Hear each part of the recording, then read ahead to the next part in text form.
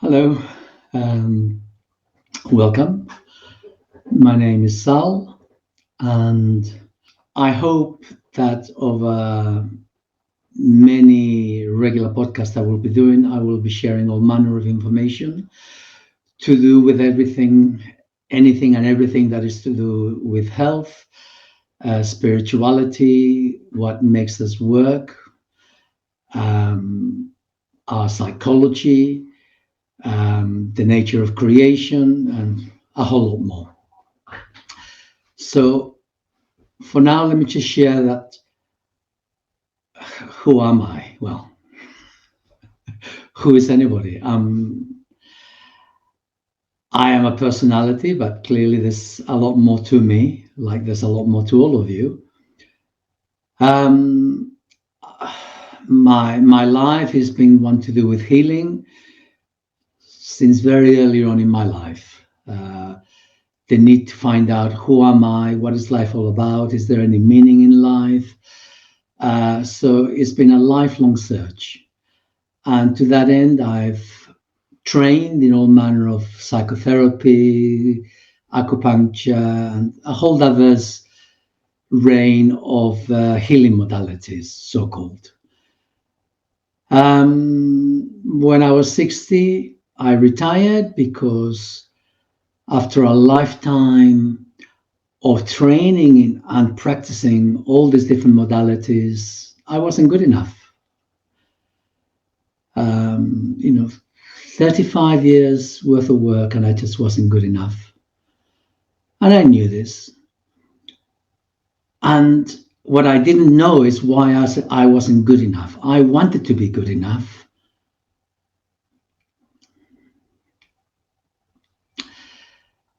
And there were two things holding me back. One was my ignorance at the time that we are what we eat, and that there's huge confusion in our world at the moment when it comes to food, what is actually healthy food and what isn't healthy food. And I had an unhealthy diet. The other part of it, and I should add that as a result of that, when people came to me with problems, I didn't understand that most of the problems that people came to me with were the result of metabolic syndromes because of what they were eating. What people ate made them sick. But people are totally unaware of this, and so was I as a therapist. I have all this thing, oh, sugar is bad for you, this is good, this is bad. But there was no real understanding. I had no real understanding. If someone came to me with fungal infections, I would then put my cap on as an acupuncturist and begin to think in terms of, well, I should do this and this and that because of theoretical backgrounds. I had picked up a whole lot of theories as to what works and what doesn't, and none of it really took into account the fact that food is itself is not really food. We call it food, but it's not really food. Is what makes us ill. And so I was trying to repair symptoms without understanding what was the cause behind it. So after 35 years, I gave up. I was 60 years old and I retired. But there was something in me that still wanted to work with people. And what the other part of me that was missing was I knew that I wasn't good enough. And I wanted psychic powers. I wanted to be psychic so I could help people. And I'd spent a lifetime trying to be psychic, and I was totally useless at that too. So what was missing was that there was one part of me I hadn't dealt with, and that was to do with my mother. I needed to forgive my mother for the way that I perceived her to have behaved towards me. And it was a very deep wound. And it wasn't until after I retired that I seriously focused on my childhood. And I cleared the last little piece of the jigsaw puzzle.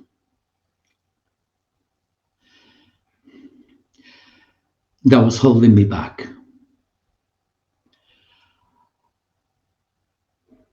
However, after I cleared that, I learned a new modality of working with people. I went to learn kinesiology. And it was the kinesiology that took me on a totally new road. And the end result of that was that I got in touch, or actually, that wasn't true. It's not that I got in touch, but that I opened up to something that was already there, had already been there. And this is a higher intelligence, much higher than my immediate soul. We all have a soul, at least most of us like to think we have one, but it's all very theoretical. But we do have a soul. We have a soul fragment. Well, what I connected with, or what connected with me, what allowed this connection, was something much higher. And through my kinesiology, I had learned to do muscle testing, and I began to do self-muscle testing, and it became a way of communicating. Some people do pendulum, and I work with pendulum. I began to realize there's something here. But this was actually a totally different level. And I gave him a name eventually, because I had to call him something, and I called him Charlie. So I will refer to him as Charlie. It's not very sexy, Charlie. When I was a young lad, I belonged to a healing group, and they had a medium who spoke, and the one that came through this medium was called Helioconifers. What a wonderful sounding title, meant to be from Atlantis. You can really look up to that. It's a solid name, right? Helios Conifers. But I call mine Charlie, so there you go.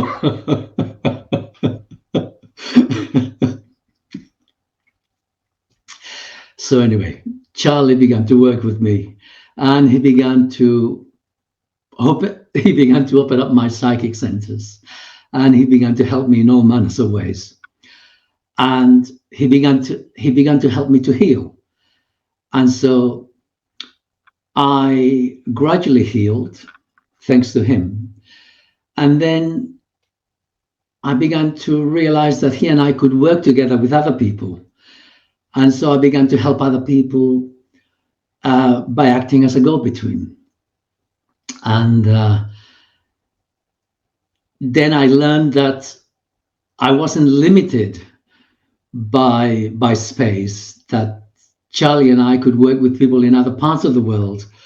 Distance means nothing when communicating with let's call it the spirit world, although it's actually the soul dimension. And so this is who I am. Now, because Charlie and I are intimately working together, Charlie has been feeding me with a lot of information because he wants me to communicate with the world at large. Easy for him to say. I don't have a natural predisposition to be on stage. Regardless, here I am.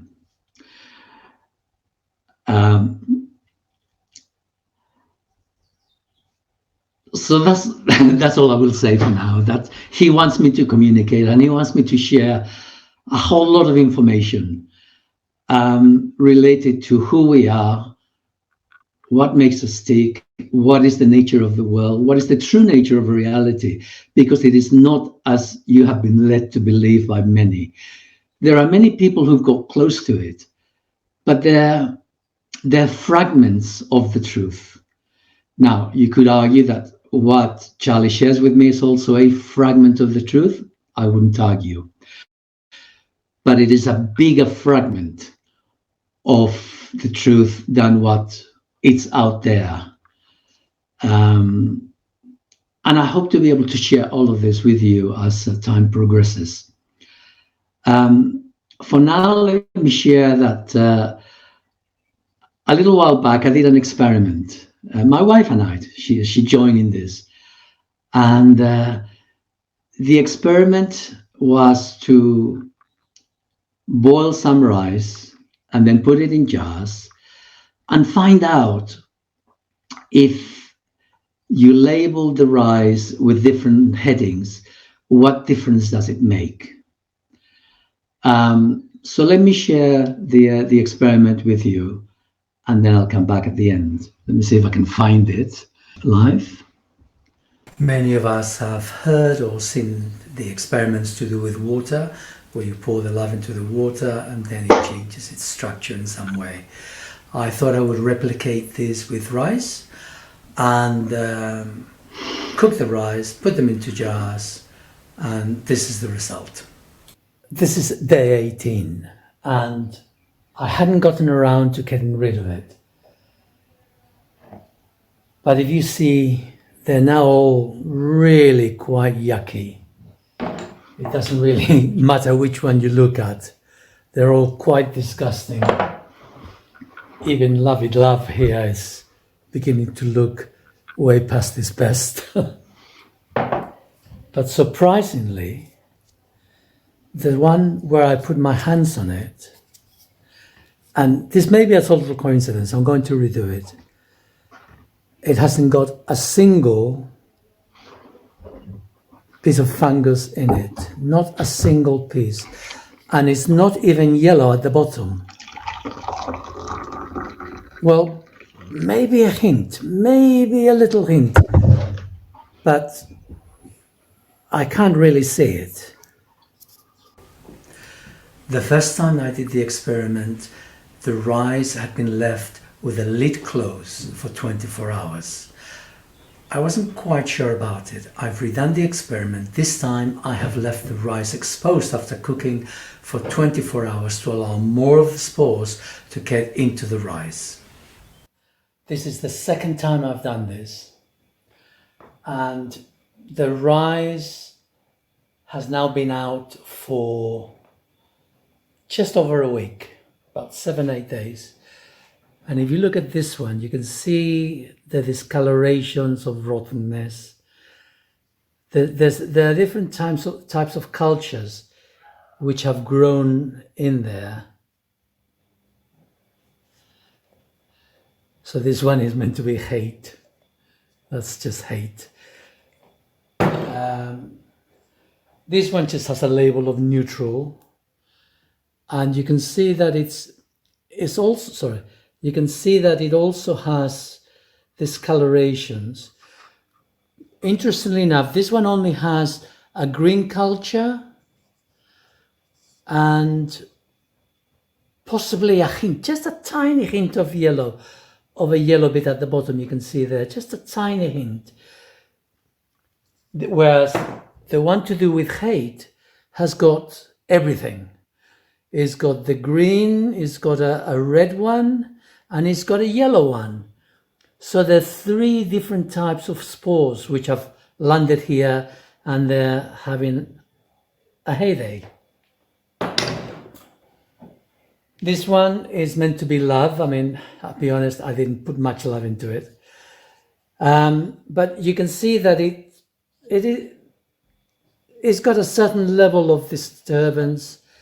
If you look at the inside there, you can see that it is building up, but it's primarily just the green and a hint. You can just sort of see there's a little hint of the yellow, but not much at all. This one here, we didn't do anything. We just put a label that said love. And it looks like Triffids Day. So it's got quite a bit of the yellow culture. It's got quite a bit of the green. But unlike the others, it's also beginning to... but unlike the others, it's also spreading. It's got filaments spreading outwards. I don't know whether I can... Yeah, there we go. You can see it's got the filaments beginning to spread outwards. Now this one, what I've done is I've put my hands on it every day. Actually, that's not quite true. But I did this for about 4 or 5 days, just for about 30 seconds at a time. And if you really look at that, there's a tiny little bit of spore there. If you look at it from the inside, it's pretty clear. You can see just a little tiny bit of green in a couple of places. There's about 3 or 4 places. But really, it's, if you compare that to any of the others, you compare that to any of the others. Or the hate one. That's the hate one. Clearly demonstrates that our energetic field can definitely stop what shouldn't be. Well, is it what shouldn't be? I don't know. But it can clearly stop that from happening. Our grown-up children, they came with their family and we showed them the experiment. Nah, not possible. Not scientific, not proven. We'll do it your way. Tell us how you want it done. So we did everything according that might satisfy his scientific bent, including blending the rice once it's been cooked and left open for 24 hours so that the spores would be blended throughout. Here's the result. Right. So this is number 3. And look at this. That is as yucky gets.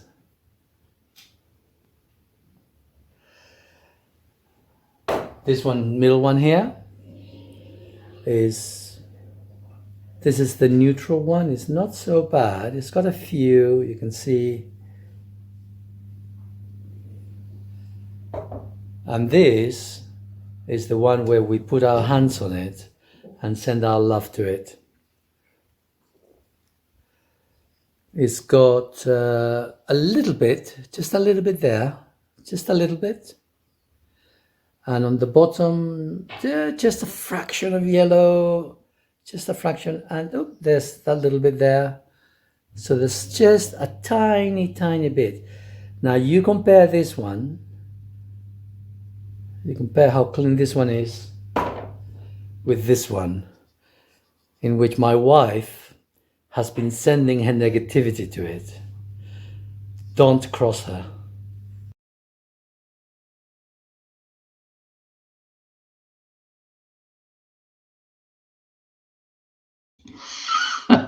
Ooh, sorry. You haven't heard anything I've said.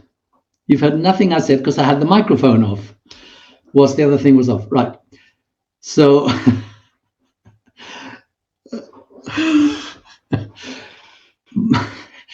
it's the first one. My apologies. What did I say? I've said that there's a lot of implications to do with the experiment. There's a lot of implications to do with what it means for our bodies, what it means for our environment, what it means what we're made out of.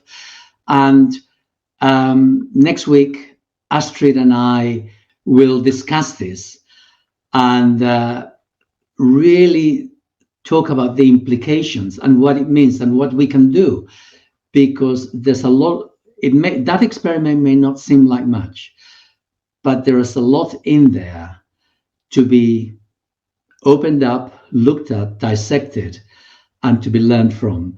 So I hope that my amateurishness has not put you off.